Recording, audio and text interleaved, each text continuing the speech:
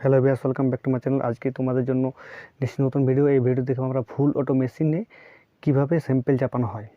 তো এটা হচ্ছে আমাদের ফুল অটো মেশিন। ফুল অটো মেশিনে সমস্ত ব্লাড কিন্তু একবারে টেস্ট করা হয় এবং এটা কিন্তু বড় ল্যাব ছাড়া ছোটোখাটো ল্যাবে থাকে না, কারণ বড় ল্যাবে তো অনেক একসাথে প্রচণ্ড পেশেন্ট আসে এবং অনেক প্রচণ্ড ব্লাড টেস্ট হয়।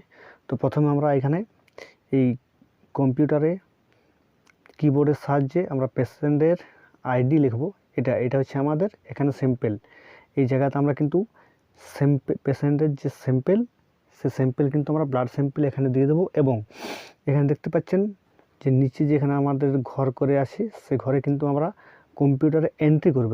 এখানে প্রতিটা টেস্ট এন্ট্রি করব। এবং যেমন এখানে আছে এসোটাইটার, বিলুরবিন, টোটাল বিলিরুবিন কোলেস্ট্রল। এখানে যে গোল সাদা রঙের দেখাচ্ছে, এটা কিন্তু এখানে কিন্তু স্যাম্পেলের যে রিয়েজেন্ট, সে রিয়েজেন্ট থাকে।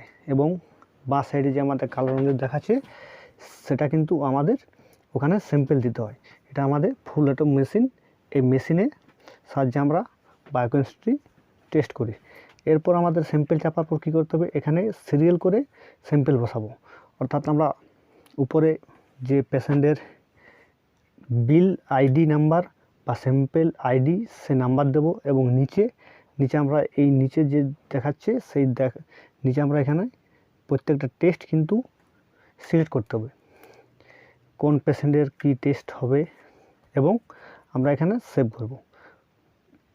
এই আমরা পেশেন্টের স্যাম্পেল দেওয়ার পর কিন্তু আমরা এখানে প্রতিটা, যদি কারো সুগার থাকে তাহলে সুগার করব।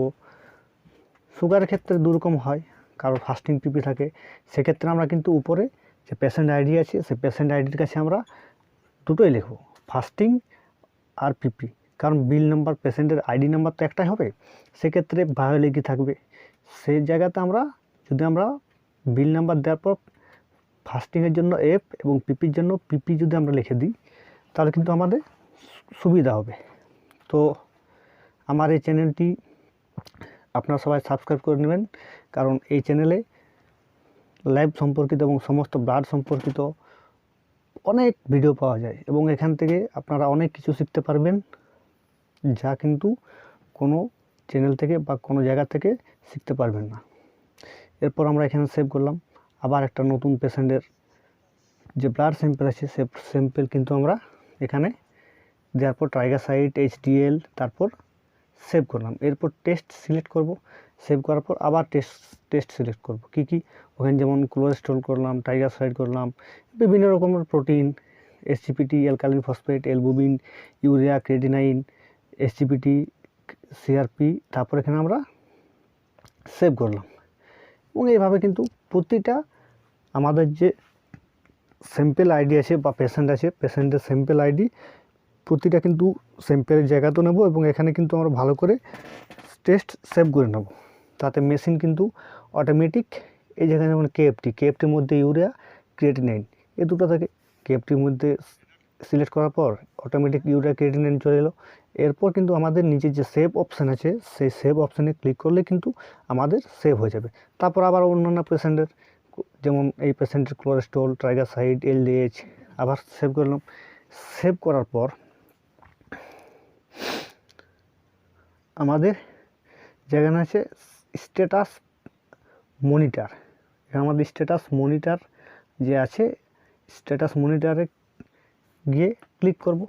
এবং স্ট্যাটাস মনিটরে ক্লিক করার পর আমাদের এই যে আছে, এখানে আমরা স্টার্ট যে মেনু আছে, স্টার্টে আমরা কিন্তু ক্লিক করব। ক্লিক করার পর কিন্তু আমাদের এখানে কী হলো, স্যাম্পেল কিন্তু আমাদের অ্যানালাইজার জন্য কিন্তু প্রস্তুত আছে, অর্থাৎ আমাদের মেশিন রান হয়েছে। কিছুক্ষণ সময় লাগবে। এরপর আমরা এখানে দেখতে পাবো আমাদের কিন্তু এই প্রসেসটা সম্পূর্ণ হয়ে গেলে কিন্তু আমাদের মেশিন কিন্তু অটোমেটিক রান হয়ে গেছে।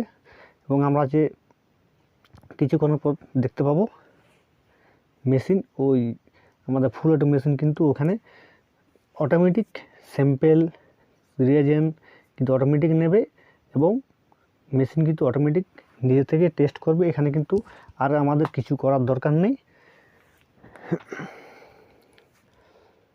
তো আমার এই চ্যানেলটা আপনারা সবাই সাবস্ক্রাইব করে দিন এবং পাশে থাকা বেল আইকনটি প্রেস করুন, যাতে আমার সম্পূর্ণ ভিডিও আপনাদের কাছে সবার আগে পৌঁছে যায়।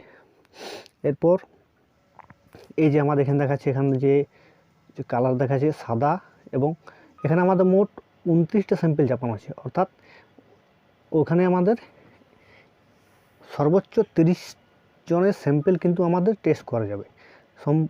তো 30 জনের মধ্যে এই দেখুন, এটা আমাদের যে স্যাম্পেল, সেই স্যাম্পেল কিন্তু মেশিন অটোমেটিক রান করে গেছে। এরপর মেশিন কিন্তু অটোমেটিক এখান থেকে ওই যে পাইপগুলো, সাদা রঙের পাইপগুলো দেখাচ্ছে, ওখানে কিন্তু যে ওয়াশের যে জল থাকে, সেই জলটা কিন্তু পুরো মেশিনটাকে অটোমেটিক কিন্তু ওয়াশ করে দেয়। এবং এর কাজ হচ্ছে ওখান থেকে যে লম্বা করে আছে ওখানে স্যাম্পেল নেবে, এবং স্যাম্পেল নেওয়ার পর ওখানে অটোমেটিক ওয়াশ করবে। ওয়াশ করার পর কিন্তু এখানে আমাদের যে টেস্ট, সেই টেস্টের অটোমেটিক কিন্তু রিয়েজেন্ট যে আছে, রিয়েজেন্টে কিন্তু অটোমেটিক নিয়ে তারপর কিন্তু মেশিন অটোমেটিক টেস্ট করবে। এই যে এখানে স্যাম্পেল নিল, স্যাম্পেল নেওয়ার পর কিন্তু ওখানে দিয়ে দিয়েছে। এবার ওখানে যে আছে, ওখানে ডিস্টিল ওয়াটার আছে, ডিস্টিল ওয়াটারের জলটা নিয়ে ভালো করে ওয়াশ করলো, ওটা কিন্তু মেশিন নিজের থেকেই করেছে। এরপর আমাদের এখানে যে রিয়েজেন্ট আছে, রিয়েজেন্ট এখানে নিল, নিয়ে রিয়েজেন্ট নেওয়ার পর কিন্তু আবার ওয়াশ করে, এই যে সম্পূর্ণ আমাদের ফুল অটো মেশিনের প্রসেস। তো এরপর যে কাজ আছে, এখানে স্যাম্পেল নেওয়ার পর এবার আমাদের কিন্তু টেস্ট রেজাল্ট আমাদের সম্পূর্ণ হয়ে গেছে। টেস্ট রেজাল্ট দেওয়ার পর কিন্তু ওখানে সবুজ রঙের দেবে, নিচে কিন্তু আমাদের এখানে অটোমেটিক দিয়ে দেবে। যেমন এখানে দিয়েছে 46 নম্বর, এখানে সিরিয়াল নাম্বার আছে 46 নম্বর, 29 যে পয়সা হচ্ছে তার টেস্ট এলডিএইচ এখানে কিন্তু আমাদের সবুজ কালারের যে ঘরগুলো দেখাচ্ছে 1 2 3 4, অর্থাৎ আমাদের এখানে টেস্ট সম্পূর্ণ হয়ে গেছে। যদি আমাদের কোনো টেস্ট রেজাল্ট না দেয় তাহলে এই লাল রঙের দেওয়া থাকবে, এবং হলুদ রঙের থাকলে জানতে হবে আমাদের প্রসেসিং আছে, এবং সবুজ রঙের থাকলে জানবে আমাদের টেস্ট কমপ্লিট হয়ে গেছে।